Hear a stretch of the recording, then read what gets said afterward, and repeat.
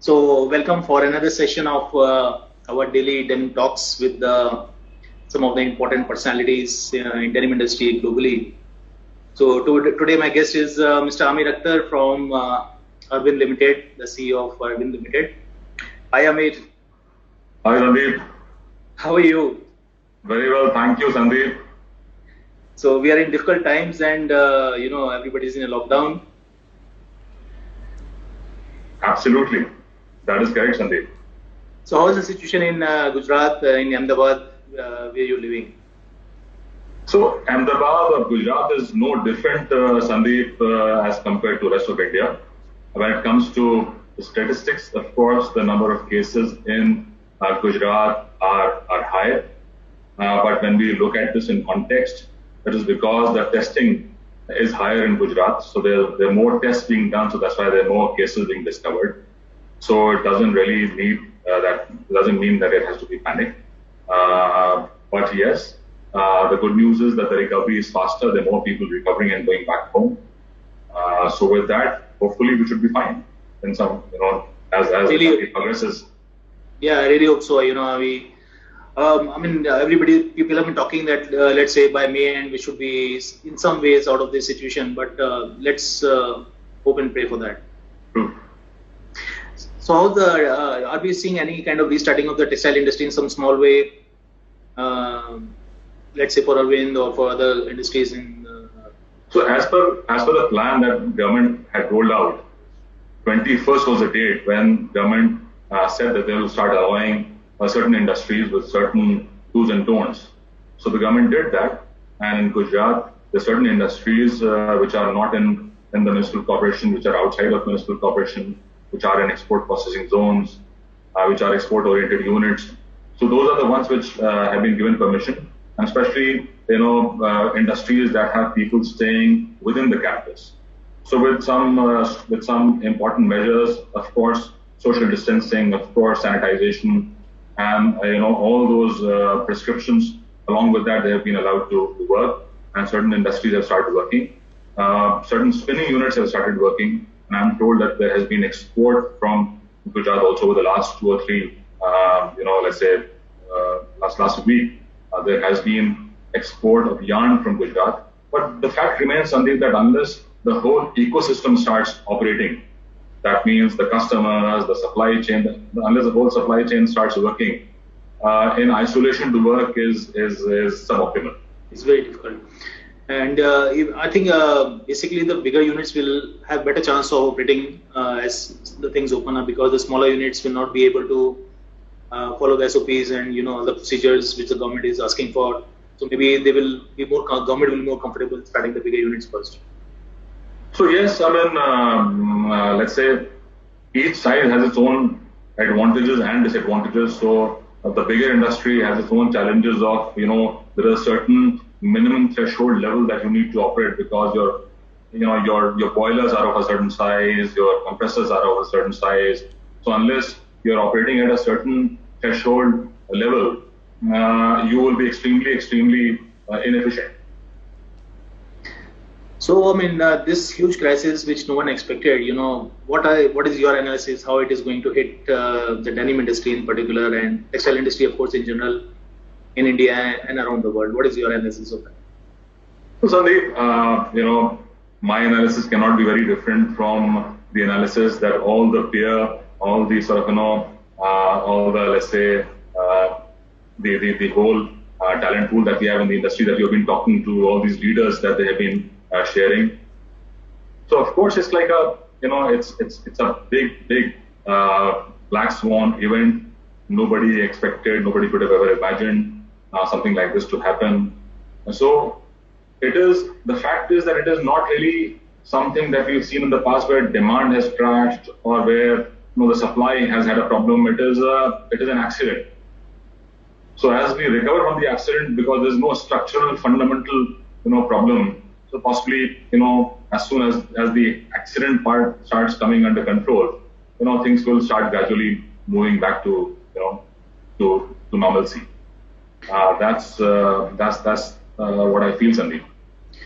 In terms of retail sector in India, do you think the online the e-commerce might be the first one to recover, and slowly and gradually, probably the brick and mortar stores will come So back. that's absolutely, Sandeep. I mean, that's a fact. We've seen that even before this problem, the online, the e-commerce was where the numbers were really, really growing because of all the options it brings to your table, for all the convenience it brings to your table.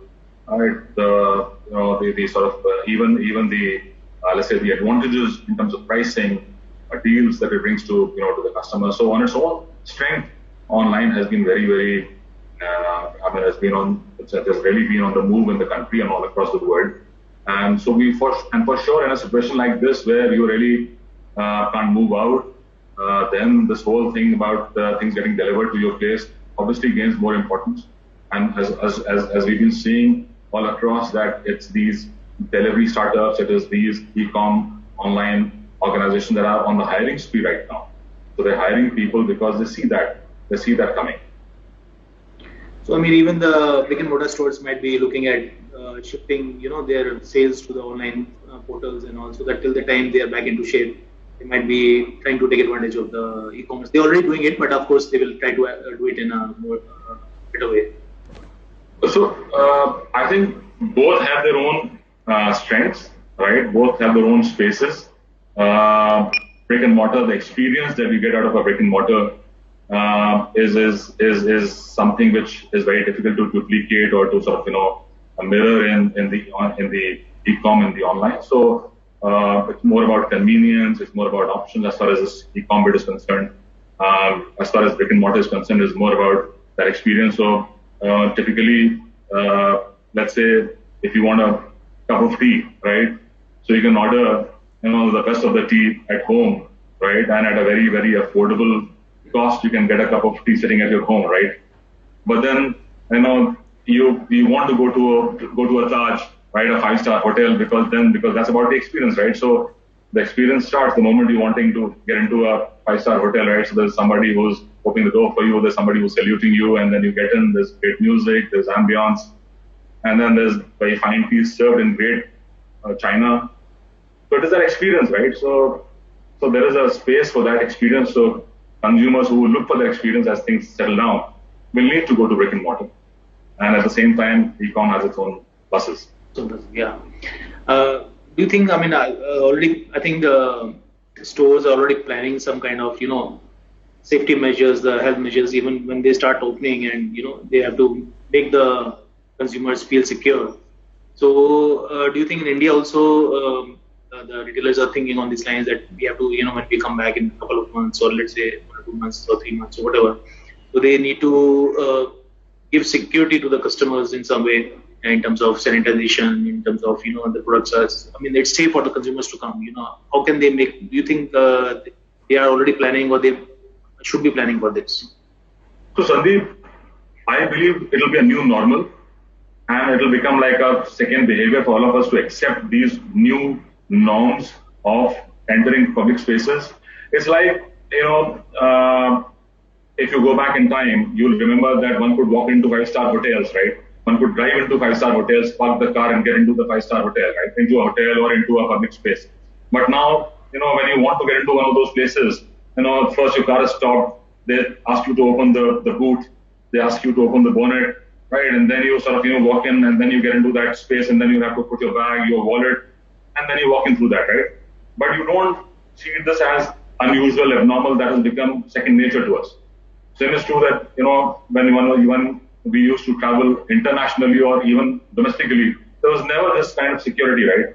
But post all the global terror problems and things like these, security issues, that's when now it's a huge struggle when you go through security, right? But then it's, you've built it into your schedules. So it has become second nature for you, and you get used to it, right? So it'll be a new normal as we move along, and we'll see all these kind of things happening, some social distancing, of course, norms and things like these. But human beings, evolution, is all about, moving forward, accepting things and taking things into one stride and moving forward. Yeah, so we'll all settle down in some way or other. We'll accept the situation, and because this disease is really not going away so fast. I mean, nobody sees it going away for another 1.5 years at least. So probably we have to all all of us have to adjust to this new norm. Yeah, that is correct, Sandeep. I mean, humanity has been faced with such challenges, very, very often. So right now, because we're living this moment, it is really weighing on our minds, and it is a huge challenge for all of us. But every decade, if you see, humanity has been challenged with diseases and things like simple that what we feel are very, very treatable now, like malaria, like dysentery, like cholera, pneumonia, tuberculosis. When these diseases came to light, then at that time it was as desperate a situation. People didn't know how to handle it till the vaccines were found. But humanity finds solutions and moves forward. Yeah, I think that gives hopes also. And in terms of because now we are all digital, we are now talking digitally, and you must be working digitally with your colleagues, everybody at home. So lot of, I think, your work processes would have been converted to digital processes. So do you think this will carry on also, and this will further increase the digitalization will further increase in terms of working on the industry, and industry will definitely in some way benefit out of it even in the long run?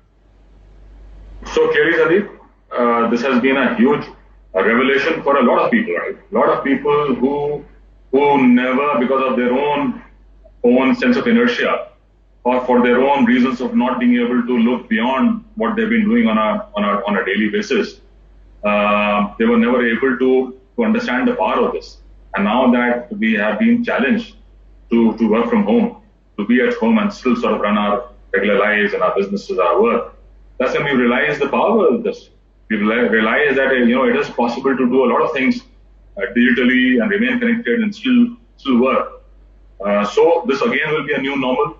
One will be able to see how to see that you're still able to communicate, to work, to deliver on all your objectives through the digital route. And a lot of work is happening. We've seen it.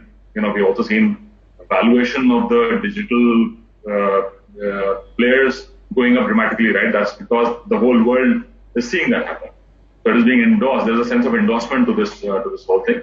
Having said that, also, like I was talking about brick and mortar and digital. At the same time, personal connect will also have its own importance. So it is not that it will be this at the cost of that. But yes, a lot of work will move to digital platforms. In terms of consumer preferences, what changes do you see specifically in different regions, let's say in India or in Western world or the Asian countries? Do you see there will be some different consumer preferences will be cropping up in terms of Sandeep, consumer preferences, I think one is the immediate term, the immediate situation where people would like to be safe, they like to be careful with whatever disposable incomes they have. So one clearly sees that consumers would like to move towards the value segment. They'd like to get more value for their money. So let's say things which are less discretionary. So workwear, if you're talking about denims, so denim, workwear, kids wear, this is to some extent non-discretionary. You have to have these things on you if for your regular work. I think there'll be a focus on these. There'll be a shift towards these segments. But gradually, as things sort of improve, then people will start getting back to to differentiation, because finally fashion, humans are about differentiation. You want to differentiate yourself, you want to look different, you want to look good. So that's when you start moving towards fashion. So the two primal let's say psyches of individuals, of consumers. So greed versus fear, right? So right now it is about fear. So you're seeing that in the stock exchange, you're seeing it in their buying behavior, you're seeing it everywhere. You're seeing everyone is investing in gold because it's about fear. So right now fear has taken over. But gradually, as things improve, it will start moving back to from need going to want, right? Typical marketing, marketing, let's say basics. So as you start shifting from need to want, that's when the whole fashion and design and differentiation starts kicking in, and hopefully, Sandeep, it shouldn't be too distant in future. So, but do you think this will be similar for all regions, or different regions might have different perspectives? So consumers might behave in a different way in different regions. Well, so even now, if you really see, Sandeep, there is a slight difference in the behavior of consumers on a geographic basis. So there's certain economies that are very highly driven by consumption, right? So Western economies, developed economies like US, like Europe, like Japan, they are primarily consumption driven. 80% of the GDP or more is driven by retail, by consumption. Whereas, there's certain other economies, and if you talk about our trade, there's certain geographies which are primarily focused on manufacturing. So there, the behavior is very different, right? The consumer behavior is very different there, versus economies that are very high on consumption, where the consumers have been fed and have been used to consuming a lot. Yeah, so those differences will remain, and we'll see. I mean, coming out of this crisis, we'll see that these differences will come out in different ways. Some consumers might, we've been hearing about revenge shopping in US. People will come out and do a revenge shopping. So, and some of the regions, it will be, people will reevaluate. In Europe, people are talking about reevaluation of their needs, what they should buy and what they should buy. So, I mean, it'll be, you're right. I mean, absolutely. Yeah, I mean, we've all heard this revenge shopping become such a buzzword, with this whole Wuhan, people going back to, to shopping. But one has to see as to, what is the extent of this, right? I mean, how much of revenge shopping is going on. So the situation on the ground is not as, as in, let's say, as rosy as it seems when we hear about China revenge shopping. If you look at today's Bloomberg report on China, we still have issues with people sort of, not the malls being empty, people not going back to, to life the way, we expect them to. Yeah. And in terms of, cancellations of global cancellations of orders, there have been huge cancellations everywhere. Every region has suffered it.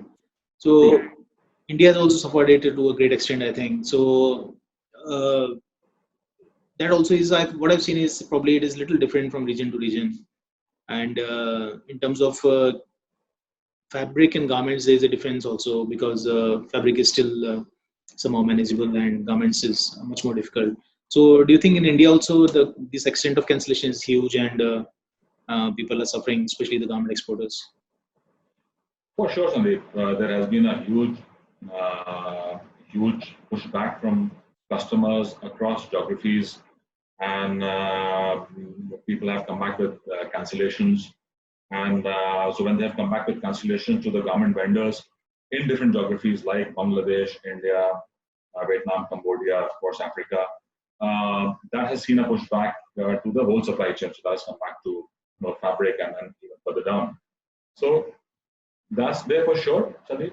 We have seen that happen, and it has been a great learning in seeing as to how people have reacted, how brands and retailers have really reacted to this to the situation, and very interesting, a lot of very interesting experiences in terms of seeing as to what really separates men's from boys, as they say. Right? There's some brands and some retailers who have been very, let's say, supportive, who have been very logical about it. There's some who have really gone into a knee-jerk reaction, and which has really created a lot of aggravation across the supply chain, and a lot of it was not really merited. If there had been conversations, if there were discussions, I think what really happened was that simply pressing the panic button, right, and simply sending cancellation messages, that was a knee-jerk reaction to the situation, and it was not really merited. Because what really happens, Sandeep, is that these large organizations, the largest players in the ecosystem, they have an endorsement value, right? So if they act in a certain manner, if they say something, right, there's a sense of endorsement to it. People across the supply chain start believing that that is the right behavior. Right. Possibly that is the right thing to do if someone is doing that, right or wrong, but this is how it works. So, I have seen that a lot of people, their first reaction was cancel everything, right? Hold back everything, don't ship. And then when they took stock, a lot of people came back and said that, look, let's have a conversation. I need this. Can you do this? There's some people who even said, who came back and said that, can you do things a little faster? And when do you think things will improve? And what will be the lead times when things improve? When can you ship? So, this was not really, in hindsight, Sandeep, this was not really merited, this kind of a knee-jerk reaction. And also, the whole aggravation in the system, because you really see this whole industry is a very unique industry where the product that you make is perishable almost, right? Because, you're making, let's say the garments, a jeans when it is being made. It is being made for a certain season, for a certain size, for a certain price point, for a certain, let's say, certain person, right? Certain brand, right? But it has got all that written there. Now, it is a perishable product, right? And a lot has gone into making that product. So if you suddenly put everything on hold, obviously the whole system comes under a lot of aggravation. And what is really happening is that then it has got a dominoes effect, right? So the whole supply chain starts taking such decisions. Then what you realize is that, look, there are multiple solutions, right? For example, there are governments in various geographies who are giving support. They're giving payroll support to people. They're giving support of, bills being discounted. They're giving support for bills to get postponed with certain moratoriums in certain geographies, right? Even in the consuming geographies, even the brands and the retailers, in the geographies in which they operate, you're seeing that government is giving support in terms of furloughs. So it's not that people have lost their jobs; they technically are on rolls and they're being supported by the government, right? So if you have conversations, if you sort of you try and find solutions, there are solutions, and a lot of solutions have been found, but they've been found in hindsight, and after they have maybe caused some damage. Yeah, it was already done. But I think still some retailers and brands they came back and they try to rescue the situation. Try to for sure. No, some of them have been not only some. A lot of them have been very sensible. They've been very mature about it, right? They have been very, very sort of data driven. They've been able to very quickly get a handle on the situation and come back to their vendors and try to solve things and move forward. In terms of denim, as you know very well, I mean, the denim has progressed from a workwear and to various segments, and now it's fashion wear and it's office wear. Everything it has covered also in segments. So, do you think we can also contribute to the global industry in terms of a health and wellness product in a strong way, because the situation is demanding that? So my view on that, Sandeep, is that every product category has its own strengths, right? Denim has been into workwear, as you're so rightly saying. It is basically, it has its birth in workwear, right? So even today, in workwear and then, let's say, to some extent, personal protection also, it is used in certain industries, right? Denims have certain FR treatments and things like these. Having said that, so I feel that as we emerge out of this, there will be influences of the current situation on denim industry also. So on a denim product, there will be influences where people will want things which are, let's say, to some extent antimicrobial or sort of some which will deliver some performance, right? I believe that there will be some influences, but they will remain influences. A category shift where denim moving into being used for personal protective equipment big time, I don't really see that happening because the demands of that product category are very different, right? You need fabrics which are very, very lightweight, right? You need fabrics that are breathable, and you need fabrics that are very affordable, low cost, because it is primarily use and throw, right? If you make an overall for surgeons, right, or in the health industry, it has to be very lightweight because they have to keep wearing it the full day, and then they have to keep changing it every few hours. So it has to be like use and throw. So that's why the melt blown, the sort of the industry of non-wovens, where you can make some very lightweight non-woven fabrics with basic polyesters, and with some, of course, with some lamination and treatment. I think that industry is delivering the real value that is required by the personal protective equipment industry or requirement.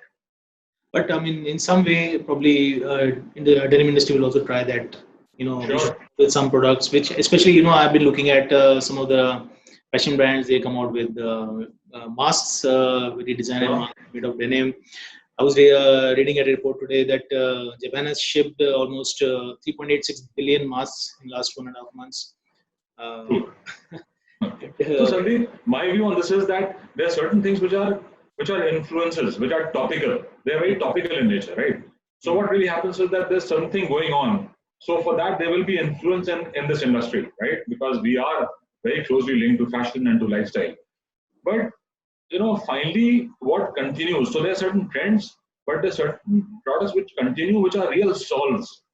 So when you are offering a real good permanent solve, then it becomes permanent. Say, for example, if you see the whole denim industry moving to stretch in a big way, right? Because that's a solve. That is giving you comfort. So comfort is an essential need. It is servicing that essential need. Similarly, if you really see workwear, so denim serves that workwear in a big way, right? I mean, it is easy to handle and it gives you protection. So it is servicing that essential need. So that's why it has remained for so long. It has not gone out of fashion. So there will be certain influences which will be topical, that are current, contemporary. But the real thing that will go a long way will be when there's some real consumer need that you're solving. In terms of sustainability, sustainability has been such a big keyword for last few years. And what do you see? How do you see the sustainability changing after this crisis? Because this is a question I'm asking everybody, because this is so bigger part of the industry. Do you think it will be becoming stronger, or it will be losing its focus in some way? How do you see the sustainability going after this crisis? There, once again, Sandeep, my view is that sustainability is something that has gained traction over so many years, because it is something which has been driven by the consumers. So the consumers are sort of wanting sustainability. They're wanting to sort of move towards a good, clean planet, and that's why it is that, let's say, need which is being translated to the brands, which the brands are hearing all across, and the retailers, and that's how it is getting sort of deployed right through the supply chain. And if you really see this whole conversation or this whole push around sustainability has done a lot of good work, right? Say, for example, this whole thing about zero liquid discharge, this whole thing about zero discharge of hazardous chemicals. I mean, that our denim industry used to have this whole thing about sandblasting, right? Which was really bad for health. And then it was this whole movement towards doing things in a nice, good, clean manner that built public opinion around against sandblasting, and that was banned. Similarly, this whole conversation around production permanganate or this PP spray. So sustainability is something which is a need. It is a big need driven by the consumers, and that's why it will continue to sort of be important. And we have seen that there's some people who have really push the pedal on that. There's some people who have been absolutely non-compromising on that, and so I think it's a part of DNA of organizations. There's certain organizations where it is very deeply embedded. Now the thing is that temporarily, right, for some time, possibly the focus would again be on survival, on sort of somehow coming out of this, right? So maybe there could be a lesser focus. To me, it is like something. To me, it's like this announcement that you hear when you get into the aircraft, that in case of a drop in oxygen, or to pull the mask, and if you have a baby with you, then you first put the mask on your face. But the objective is to save the baby, right? The objective is not because you put the mask on your face and you forget it. Right? So there are certain things that you need to do, that you believe in. These are things that you really stand for. Those big let's say, big changes that you're driving as an organization. And for sure, I mean, Sandeep, that as Arvind, it's a very, very strong belief as far as sustainability is concerned. And so I don't see that it might slow down a bit, but I don't see that going away anyway. Yeah. Coming to CSR, we've seen a lot of companies in India doing a lot of CSR activities. So anything you'd like to contribute in this regard? Sandeep, CSR, one is that CSR at a very, very broad level, and we all know that, so I don't really want to talk about that. I would like to share with you our experience, our personal experience in these current times, right? Because CSR has got very large connotations. Yeah, for the current crisis, basically. And as Arvind, you're doing a lot on that front. Yeah. But again, a very great study, a great insight in human behavior and human nature, Sandeep.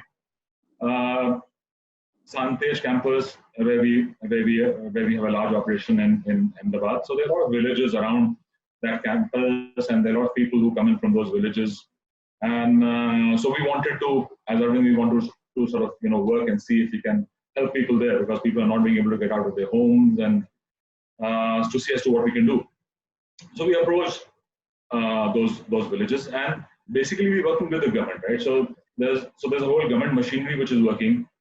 So there is this the local collector, there's the deputy collector, and then we have the panchayat which has been mandated. So we approached the panchayat, and the panchayat said that yes, we are keen, and we would like to run community kitchens, right? Okay. So we said that we'd like to work with you, and we'd like to sort of do this bit with you to give you the provisions for that community kitchen.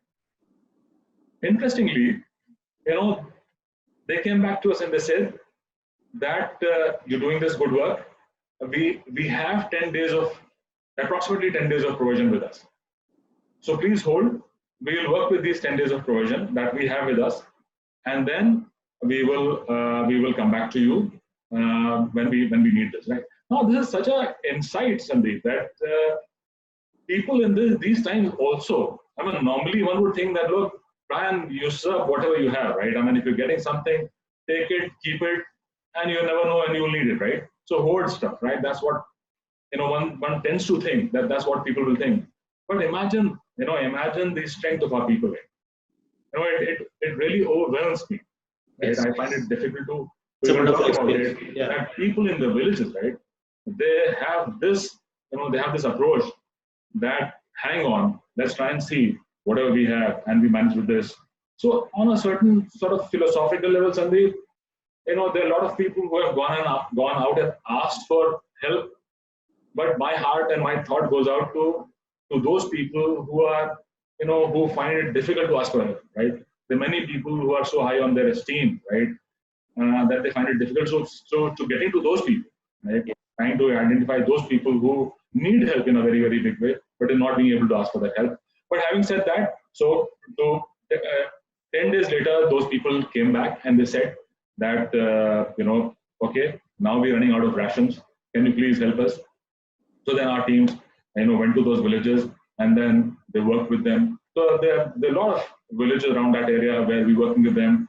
And they're also, right, small insights, right? They're saying that, look, don't give us wheat, give us rice. Because wheat is very difficult to sort of know where does one go and grind and do all that with wheat or get atta. So give us rice. It's easy to cook and easy to handle. Just give us rice and oil and some sort of basic stuff, and we'll be able to pull through. So that is what they have come back and told us, right? So we were tied up with those villages, and we are tied up with the sarpanchas. We're working with the government, and then we are also sort of working with delivery organizations who are being able to deliver stuff. And with that, so that's what we've been doing, Sandeep. And also we're working, as you would have read in the news that we are working on this whole personal protective equipment, which comes certified from CITRA organization, which is the right kind of performance to be able to handle this coronavirus. So that we are doing working with the government on that, and we have developed those kits, and those are being given to the government. Yes, I saw that in the news, and of course, Arvind has been always been very strong in the community development and CSR and other things. So I mean, this is I'm very sure you're doing a lot of things out there. Before I go to my next question, I just want to say to all the people who are viewing that if you have any questions, just share. And I'm asking one or two questions from Aamir, and then probably you'll take up a couple of questions. So Sure. okay. So my next question is always like, what positives you can take away from this? What are the strongest words which come to your mind for this situation, and what are the positive things you take from this crisis? So, Sandeep, I feel that when we look at the numbers, right, $8 trillion already has been committed by various governments. So Hatred. Germany and Italy, 30% of their GDP. US, 10% of their GDP, $2 trillion, right? Japan, 20% of their GDP, $1 trillion. So $8 trillion have already been, given by various countries, and there's more coming. And this has been given in the form of, direct transfers, small and medium enterprises, loans, equity, all kinds of, supports. So there's a huge amount of liquidity. There's a huge amount of money which is going into the system. So as things improve, I believe there will be a lot of liquidity. There will be, fueling of demand, right? So, as this problem settles down, and one reads that in our trade, stores in Germany, CNA has started opening stores. New York has opened stores. Zara has opened stores in Spain. We hear that states in US, right? 10 states have already been on. Balance states are looking at trying to get back into some kind of work from 1st of May, 15th of May. More states getting back to work. So we see things easing. We see things will start. Of course, nobody has got a crystal ball. Nobody can say with certainty. But still, if you see the narrative in the media, like India also, right? So 21st, some bit of opening. 3rd May, next level, some more industries hopefully opening. Along with that, better testing, better equipment, more medical help. So, and with so much of, so much of liquidity being sort of given to economies all across the world, I hopefully things will be fine, Sandeep. Hopefully we'll see some good action as we come out of this. I'm sure we'll come out of this very soon. And let's try to take up some questions. Sure. Okay, let me see. Okay, this is one question. Probably it's already answered by you. How fashion will change for denim post COVID-19, and what will run and what will not? This is a question by Prasad. Sandeep, I believe that for some time to come, it'll be basics, necessities, workwear, kids wear. I think that's what's going to be the focus to begin with. And then gradually, as things start easing out, people will start focusing on fashion and differentiation. In India, we have been looking at excess capacities. Will COVID rationalize this? For sure. And that's not only true for us, I think that's true for all industries, right? One will definitely see that there will be some rationalization of capacities, and across the supply chain, there will be, for sure, Sandeep. I feel that one has already seen that people,